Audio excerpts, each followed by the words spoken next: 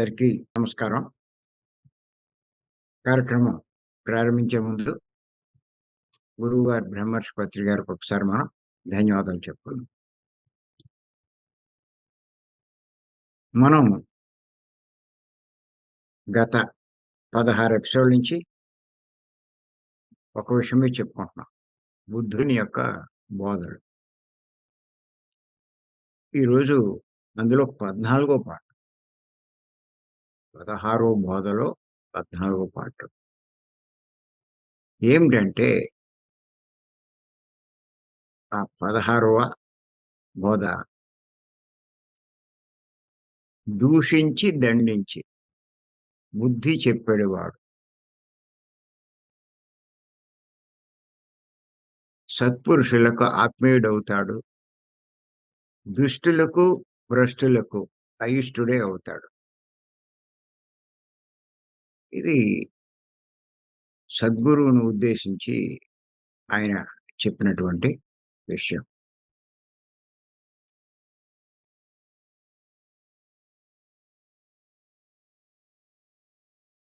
మరి ఆయన శిష్యులకు బుద్ధి చెప్పడానికి ప్రయత్నం చేస్తాడు.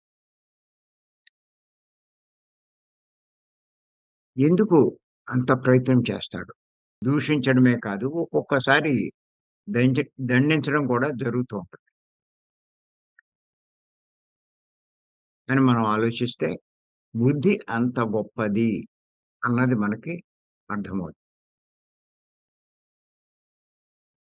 అందుకే మనం ఏం చేశామంటే, ఈ 13 ఎపిసోడ్ నుంచి బుద్ధి యొక్క గొప్పతనం గురించి మనం తెలుసుకున్నాం. బుద్ధి ఉన్నవాడి ప్రవర్తన ఎలా ఉంటుందో అన్న దాని గురించి తెలుసుకున్నాం. పత్రి గారు చెప్పినవి అవుతాయి, విదురుడు చెప్పినవి అవుతాయి. అలా గొప్పవాళ్ళు చెప్పినటువంటి విషయాలన్నీ కూడా తెలుసుకున్నాం. బుద్ధి గురించి ఎంతో తెలుసుకున్నాం మనం.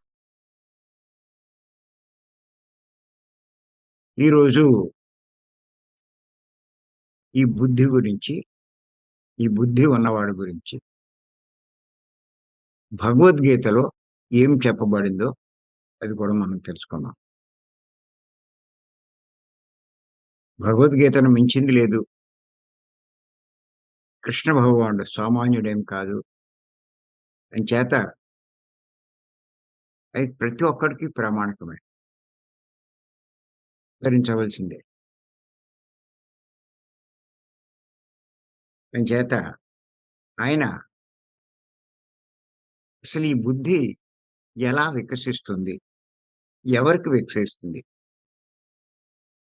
అనే విషయం చెప్పడమే కాదు,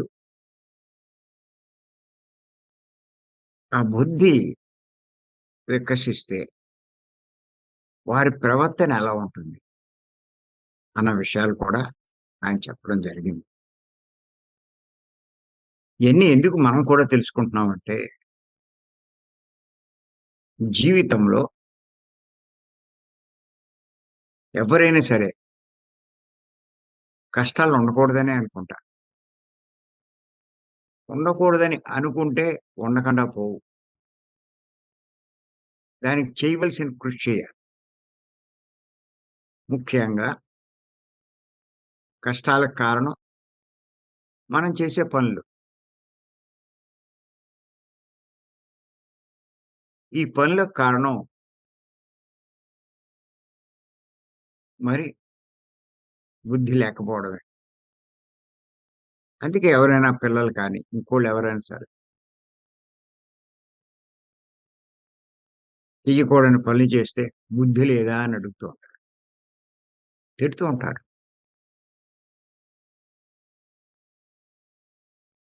అంచేత ఆ బుద్ధి ఉంటే ఎలాంటి పనులుంటాయి? అలాంటి వాళ్ళకి ఎలాంటి ఫలితాలొస్తాయి అన్నది మనం తెలుసుకుంటే, మనం కూడా బుద్ధి వికసింప చేసుకోవడానికి ప్రయత్నిస్తాం. బుద్ధిని వికసింప చేసుకుంటాం. ఆ బుద్ధి ఎలా వికసిస్తుందో, ఎటువంటి వారికి వికసిస్తుందో శ్రీకృష్ణ భగవానుడు 14 అధ్యాయంలో 11 శ్లోకంలో చెప్పడం జరిగింది. ఏమిటంటే ఆ శ్లోకం, సర్వద్వారేషు దేహేస్మి ప్రకాశ ఉపజాయతే. జ్ఞానం యదా తదా విద్యాద్వి వృద్ధం సత్వమిచ్యుత. దీని యొక్క తాత్పర్యం ఏంటంటే, సాత్విక గుణం అభివృద్ధి చెందినప్పుడు, సత్వగుణం అభివృద్ధి చెందినప్పుడు మానవుని యొక్క సమస్త చర్యలు సాత్వికంగా, ప్రకాశవంతంగా, అంటే బుద్ధివంతంగా, జ్ఞానవంతమైనగా జ్ఞానవంతమై మైనవిగా ఉంటాయి.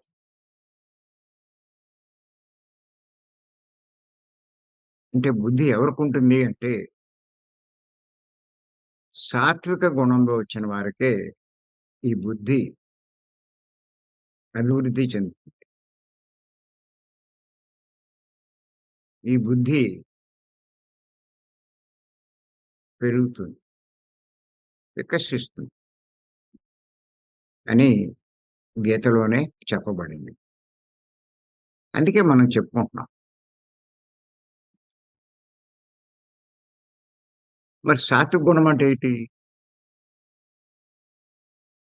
మనసు శుద్ధి అయిన వాడే సాత్విక గుణంలోకి వచ్చినట్టు. మనసు మలినంగా ఉంటే రజోగుణం, తమో గుణంలో ఉంటారు. మనసు శుద్ధి చేసుకుంటే సాత్విక గుణంలోకొస్తారు. ఇంచైతే మనం చెప్తున్నాం. మనసు శుద్ధి చేసుకోండి. మనసు ప్రాముఖ్యం తగ్గించండి. బుద్ధి వికసింప చేసుకోండి అని చెప్పి ఎన్నో సార్లు చెప్తున్నాం. దానికి ఏం చేయాలో కూడా మనం చెప్పుకుంటున్నాం. ముఖ్యంగా 2 విషయాలు చెప్పుకున్నాం.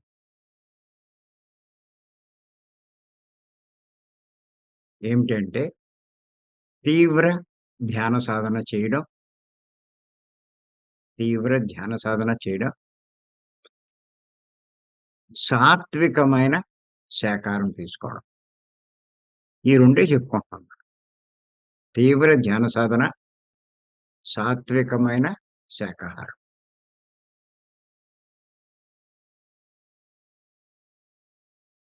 ఈ 2 పనులు చేయడం.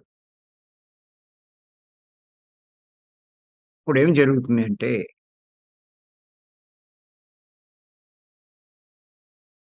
ఈ తీవ్ర సాధన చేయడం వల్ల, అంటే గంటలు గంటలు కూర్చున్నట్టు కూడా తెలియకుండా కూర్చోవడం వల్ల, వారిలో అపారమైన శక్తి శక్తి పెరిగే కొద్దీ వారి మనసు శుద్ధి అవుతుంది. మనసు శుద్ధి అయ్యే కొద్దీ వారి యొక్క గుణం మారుతుంది.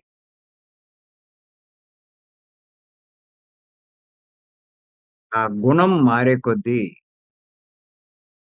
అంటే సత్వగుణంలోకొచ్చే కొద్దీ బుద్ధి వికసిస్తుంది.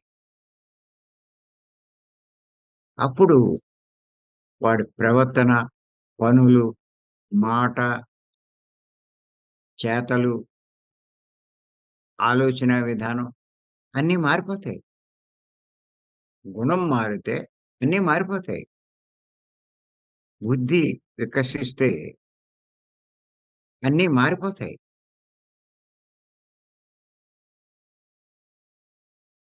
అప్పుడు ఆటోమేటిక్‌గా వారి జీవితంలో ఫలితాలు మారిపోతాయి. ఇంచేత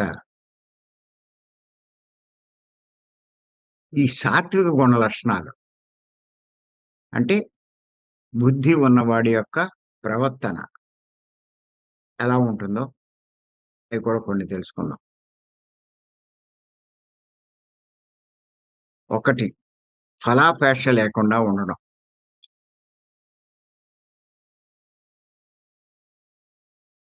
2 వివేకం ఉంటుంది.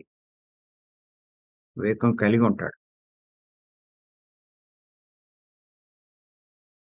3 జ్ఞానం మీద ఆసక్తి ఉంటుంది.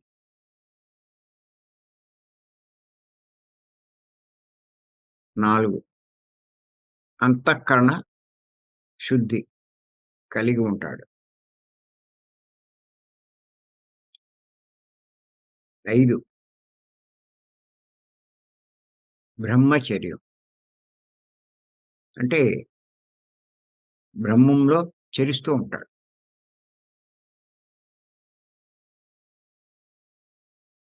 పత్రి గారు మనకి బ్రహ్మచర్యము అంటే చాలామంది ఉద్దేశం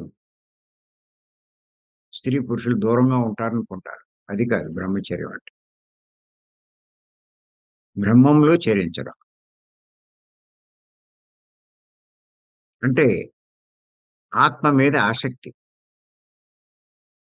కలిగి ఉంటారు. పరబ్రహ్మం మీద ఆసక్తి కలిగి ఉంటారు. తర్వాత స్వాధ్యాయం. ఆత్మజ్ఞానానికి సంబంధించిన పుస్తకాలు మీద ఆసక్తి ఉంటుందన్నమాట. అలాగే శాంతం. అంతకుముందు రజోగుణంలో ఉన్నప్పుడు కోపము అది ఎక్కువగా ఉంటే ఉన్నా అది తొలగిపోయి శాంతంగా ఉంటారు. ఇది మనం ఈ ధ్యానం చేసేవాళ్ళలో చాలా మందిలో గమనిస్తున్నాం. అంతకు ముందుకి, ధ్యానం చేసిన తర్వాతకి చాలా మార్పుంటుంది వాళ్ళలో.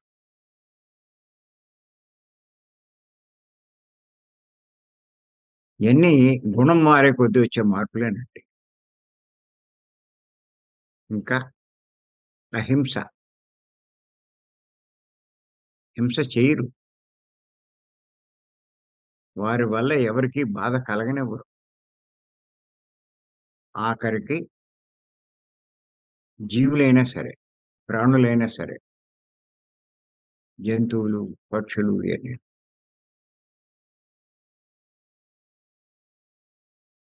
అందుకే మీరు గమనించండి. ఎవరు హింస చెయ్యరు అంటే, ఈ సాత్విక గుణంలో ఉన్నవాళ్ళు చెయ్యరు. ఎవరు చేస్తారు అంటే,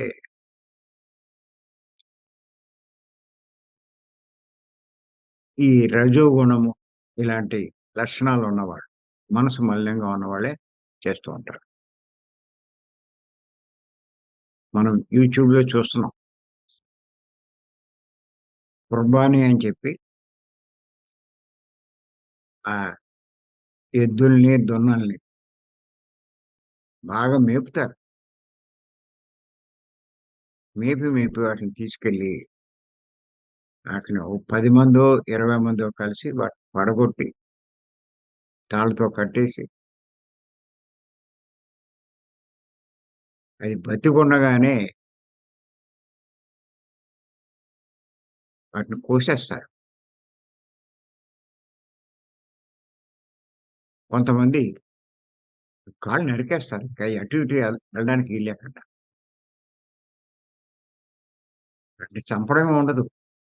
ఎప్పటికో చస్తది. మరి నిజంగా వాళ్ళు అది ఎలా కొట్టుకుంటుంటే, బాధపడుతూ ఉంటే ఎంత కఠోర హృదయమో ఒక్కసారి ఆలోచించండి. వాళ్ళు ఏమి చలనం ఉండదు.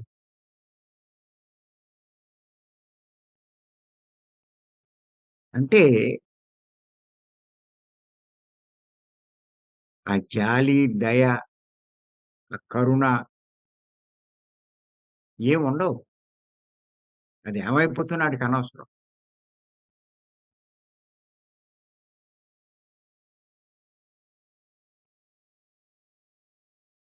బుద్ధి ద్వేషమెత్తు కూడా లేనట్టు లెక్క. అలాంటివి చేస్తారు. తర్వాత అలాంటి జబ్బులతో అనుభవిస్తారు. వాళ్ళకి కష్టం వచ్చినప్పుడు మటుకు ఎంతో బాధపడిపోతారు. నా బతుకిలా అయిపోయిందంటారు. దేవుడేంటో నాకన్ని కష్టాలంటారు. కష్టాలు పెడుతున్నాడంటారు. ఇంచేత నిజంగా ఈ బుద్ధి ఉన్న వాళ్ళకి ఆ శాంతం అన్నది కూడా ఆటోమేటిక్‌గా ఉంటుంది. అలాగే అహింస, హింస చేయరు. నిరాడంబరత, ఆడంబరాలేమి ఉండవు. గొప్పలు పోవరు. అక్కలేని వాటికి ఖర్చు పెట్టరు. అవసరమైన దానికి వెనకాడరు. వైరాగ్యం.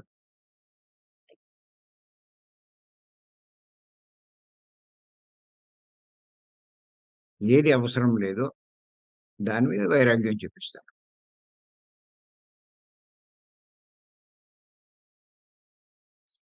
అంచేత ఈ రకమైన లక్షణాలన్నీ బుద్ధి ఉన్నవాడికుంటాయి. ఆ బుద్ధి ఎవరికుంటుంది? సాత్విక గుణంలోకొచ్చిన వాడికి ఉంటుంది అని చెప్పి మరి భగవద్గీతలో చెప్పడం జరిగింది. ఇంచేత మరి ఈ లక్షణాల్లో ఫలాపేక్ష లేకుండా ఉండడం. అంటే చేసిన పనికి ప్రతిఫలం ఆశించరు. చేసుకుంటూ పోతాడు. తాను చేసేది మంచిదని సంగతి తనకు తెలుసు. వాడికి అవగాహన ఉంది. మంచి చేస్తే మంచే జరుగుతుందని. అంచేత చేయడం మీద దృష్టి పెడతాడు కానీ, కోరడం మీద దృష్టి పెట్టడు. కోరుతున్నారు అంటే ఫలాపేక్ష ఉన్నట్టే లెక్క. ఇంకా మీలో రజోగుణము, తమోగుణ లక్షణాలు ఇంకా ఉన్నాయి.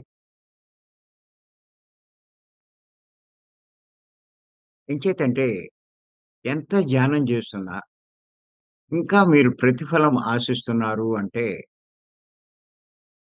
మీలో పూర్తి సాత్విక గుణంలోకి రాలేదు అని లెక్కే. బుద్ధి సరిగ్గా వికసించలేదు అని లెక్కే. అది మీరు గుర్తెట్టుకోండి.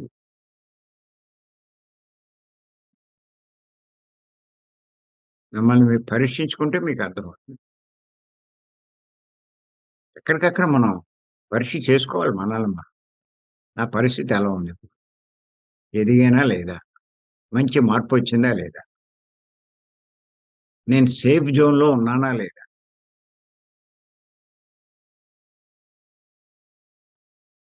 అనుకున్నటువంటి లక్షణాలు నాలో వచ్చినాయా లేదా? పరీక్షించుకోవాలంటే చూసుకోవాలి. ఏ పని చేసినా ప్రతిఫలం ఆశిస్తున్నారు అంటే, మీలో ఇంకా కొద్ది శాతం చెడు లక్షణాలు ఉన్నట్టే లెక్క. ధ్యానం చేయనోళ్ళు పూర్తిగా ఉంటాయి. ధ్యానం చేసేవాళ్ళలో మార్పొస్తుంది గానీ, ఇంకా పూర్తిగా మార్పు రాలేదు అని చెప్పి లెక్కేసుకోండి. ఇంచేత ఏ పని చేసినా ప్రతిఫలం ఆశించకూడదు.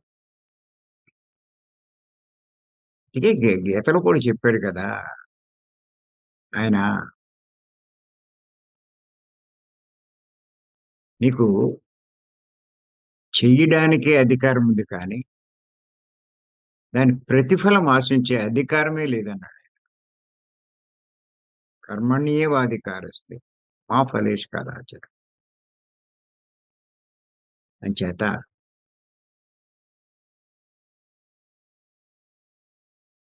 ఇది ఒకటి మనం గుర్తుపెట్టుకోవాలి. అలాగే వివేకం. ప్రతి విషయం కూడా ఆలోచించాలి.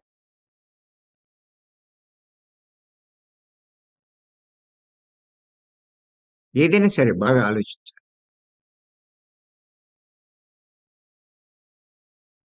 ఇవాళ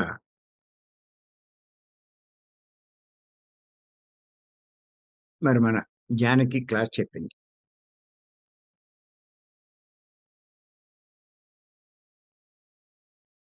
ఆవిడ ఆలోచించుకోవాలి. ఎలా చెప్పాను? ఎందుకు చెప్పలేకపోయాను? చెప్పాలంటే ఏం చేయాలి? ఇంకేం మార్చుకోవాలి? ఏం అభివృద్ధి చేసుకోవాలి? అన్న వివేకం ఉండాలి. అది లేదు అంటే ఇంకా ఈ రజోగుణ, తమోగుణ లక్షణాలు ఇంకా ఉన్నట్టే లెక్క. అంటే చేసే సాధన సరిపోవట్లేదు. ఒకవేళ ఇంతకుముందు ఎంతో చేసినా కూడా ఎక్కడో ఏదో పొరపాటు వల్ల వెనక్కి వెళ్ళిపోయిందనే లెక్క. ఇయన్నీ ఆలోచించుకోగలగడమే వివేకం అండి. వివేకం ఉన్నవాడు లోపాలు బాగా సరిజేసుకుంటాడు. కొద్దిపాటి వివేకం. తనను తాను సెటరేట్ చేసుకుంటాడు. ప్రతి విషయంలో కూడా. అది బుద్ధి ఉన్నవాడికి బాగా ఆలోచించగలుగుతాడు.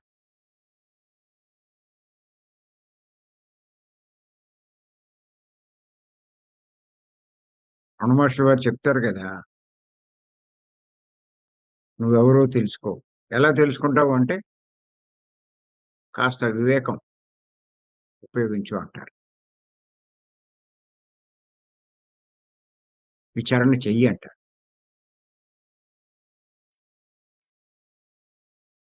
అంచేత ఇది కూడా బుద్ధి ఉన్నవాడికి బాగా ఉంటుంది. తను చేసే పనుల్లో, మాటల్లో ఏది సరైంది, ఏది సరికానిది, ఏది తప్పు, ఏది ఒప్పు ఇయన్నీ ఈ వివేకం ఉంటే కనుక తెలుసుకోగలుగుతాడు. చేయకూడనిది చేయడు, చేయవలసింది చేస్తాడు. వాడికింక జీవితం గొప్పగా మారిపోతుంది. అది. అలాగే అంతఃకరణ శుద్ధి. మనసు బాగా శుద్ధిగా అవుతుంది. ఇటువంటి వాళ్ళకి ఆత్మ మీద ఆసక్తి పెరుగుతుంది.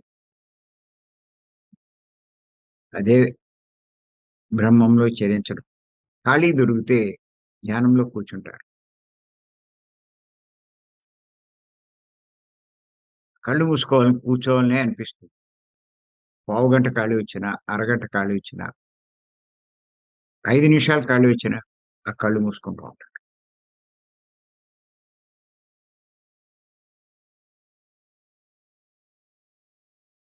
అలాగే స్వాధ్యాయం. ఖాళీ దొరికితే పుస్తకాలు చదువుతూ ఉంటాడు. ఈ లక్షణాలన్నీ మేడం దగ్గర నేను చూస్తున్నాను.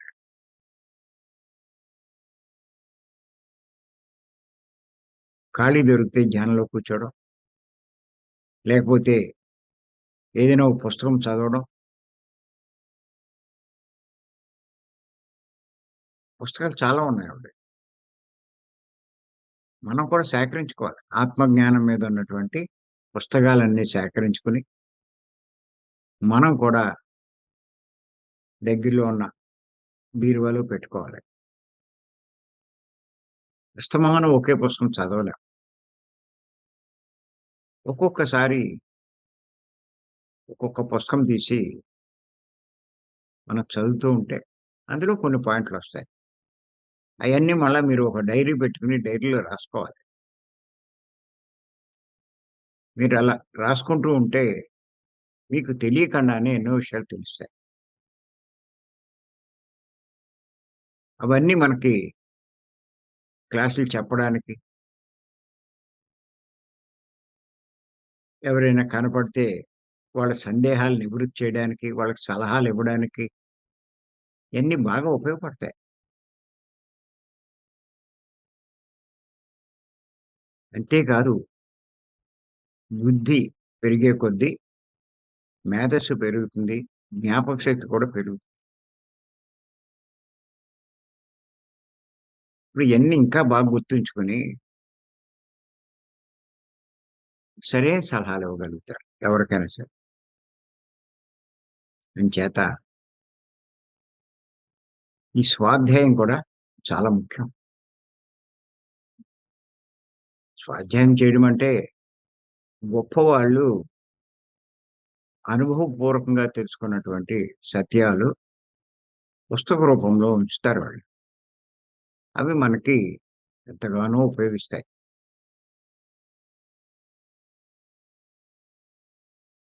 అలాగే శాంతం, అహింస, హింస చేయకపోవడం, నిరాడంబరత, గొప్పలు పోవడం, అనవసరంగా ఖర్చులు పెట్టడం, డబ్బు వృధా చేయడం. ఎందుకు ఆడంబరం? అవసరానికి సరిపడా ఉంటే చాలు. ఆడంబరాలు మనకెందుకు?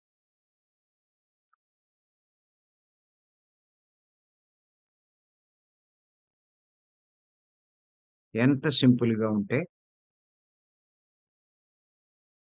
అంత మంచిది.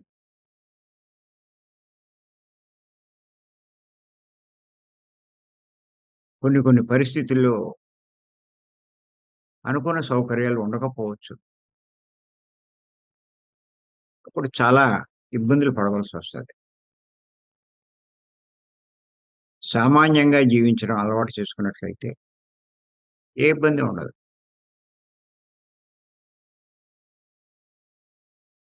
చేత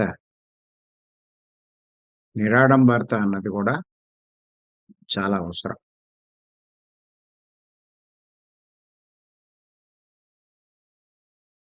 వైరాగ్యం, వైరాగ్యం అంటే అన్నీ వదిలేయడం కాదు. అందరిని వదిలిపెట్టేయడం కాదు. వారి మీద మమకారం లేకుండా ఉండడం. గుర్తుపెట్టుకోవాలి. భర్తతో ఉండొచ్చు, భార్యతో ఉండొచ్చు, కొడుకుతో ఉండొచ్చు, కూతురితో ఉండొచ్చు.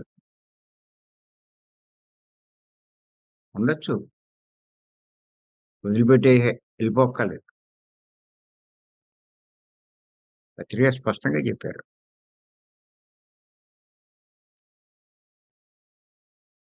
సంసారం వదలక్కర్లేదని. సుఖాలు కూడా వదలొద్దన్నారు. సంపాదన కూడా మానొద్దన్నారు. కానీ ధర్మంగా సంపాదించు. ఉన్న దాంట్లో తృప్తిగా జీవించు అన్నారు. నీవు ఉంటే అనుభవించు. లేకపోతే దాని గొడవ నీకు అనవసరం. నేను చెప్పిందే. మరి ఈ లక్షణాలన్నీ బుద్ధి ఉన్నవాడికొస్తాయి. బుద్ధి ఎవరికుంటుంది అంటే సాత్విక గుణంలోకొచ్చిన వాడికి. సాత్విక గుణం ఎవరికుంటుంది అంటే మనసు శుద్ధి అయిన వాడికి. మనసు ఎవరికి శుద్ధి అవుతుందంటే శక్తి బాగా సంపాదించిన వాడికి. శక్తి ఎవరు సంపాదించగలరు అంటే ఈ శ్వాస మీద ధ్యాస ధ్యానం ద్వారా ఆలోచన లేని స్థితిలో గంటలు గంటలు కూర్చున్న వాడికే ఈ మార్పులన్నీ జరుగుతాయి. అంచేత మరి అద్భుతమైన ధ్యాన మార్గంలోకొచ్చాం. మరి మనం దీన్ని కొనసాగిస్తున్నాం. చేత శ్రీకృష్ణ భగవానుడు చెప్పినయన్నీ కూడా బాగా మనం గుర్తుపెట్టుకోవాలి. ఇంకా ఆయన ఏం చెప్పాడంటే శ్రీకృష్ణ భగవానుడు 14 అధ్యాయంలో 14 శ్లోకం. యథా సత్వే ప్రవృద్ధే తు ప్రళయం యాతి దేహభృత్. తదోత్తమ విధాం లోకానమల వృతి పద్యతే అన్నది ఆయన చెప్పినటువంటి విషయం. అంటే ఎవరైతే సత్వగుణం అభివృద్ధి పొందుతుండగా మరణిస్తాడో, అంటే బుద్ధి వికసింపచేసుకొని మరణించినట్లయితే, అతడు ఉత్తమ జ్ఞానం గల వారి యొక్క పరిశుద్ధమైన లోకాన్నే పొందుతారు అని చెప్పన్నాడాయన. అంటే ఊర్ధ్వలోకాలకు చేరుకుంటాడు. ప్రతి ఒక్కరూ ఊర్ధ్వలోకాలకు చేరాలనే ఈ కర్మకాండలు, దానాలు ఇయన్నీ చేస్తున్నారు. ఎవరు అని శ్రీకృష్ణ భగవానుడు గీతలోనే చెప్పాడండి. ఊర్ధ్వలోకాలకు వెళ్ళాలి అంటే సత్వగుణం అభివృద్ధి చేసుకోవాలి. అంటే బుద్ధి వికసింపజేసుకోవాలి. ఇటువంటి సత్వగుణంతో మరణించినప్పుడు గొప్ప లోకాలకు వెళ్తారు. అవి కూడా చెప్పుకుంటున్నాం మనం. గొప్ప లోకాలకెళ్తే ఏమవుతుంది? ఉత్తమ జ్ఞానం గలవారి యొక్క లోకం. ఉత్తమ లోకం అంటే ఉత్తమ జ్ఞానం కలవారు. ఎవరైతే బాగా గొప్ప గురువులు, మంచి జ్ఞానం ఉన్నవారు అనుకుంటూ ఉంటామో, వాళ్ళు ఉండేటువంటి లోకానికి మనము చేరుకుంటాం. వాళ్ళతో అక్కడ సాంగత్యం ఏర్పడుతుంది. ఎన్నో విషయాలు, ఇంకా కొత్త విషయాలు తెలుసుకుంటాం వాళ్ళందరితోటి.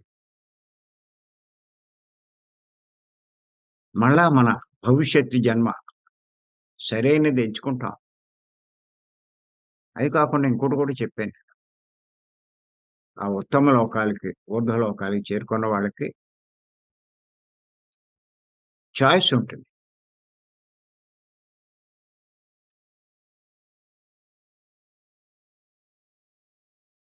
తొందరగా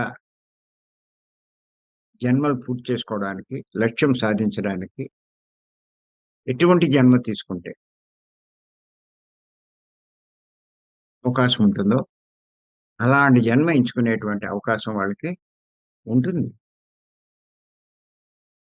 అందుకే బుద్ధి అన్నది ఇహంలోనే కాదు, పరంలో కూడా ఉపయోగపడుతుంది అనే సంగతి తెలుసుకోవాలి. భగవద్గీతలో చెప్పింది ఇంక ఇది కూడా అర్థం కాకపోతే ఎవరేం చేయలేరు. చేతేంటంటే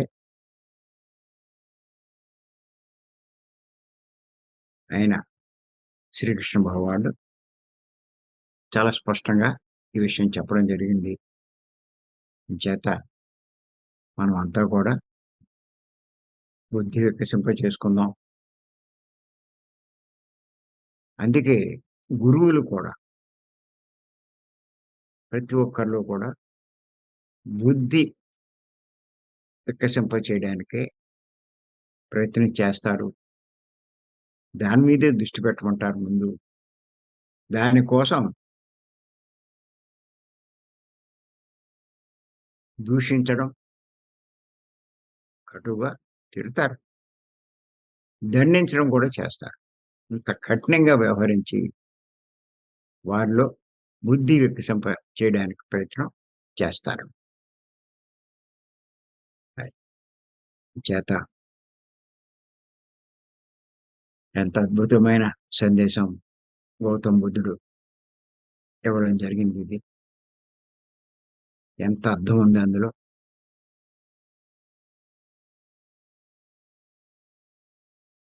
మరి మరొక సందేశం, బుద్ధుడి యొక్క సందేశం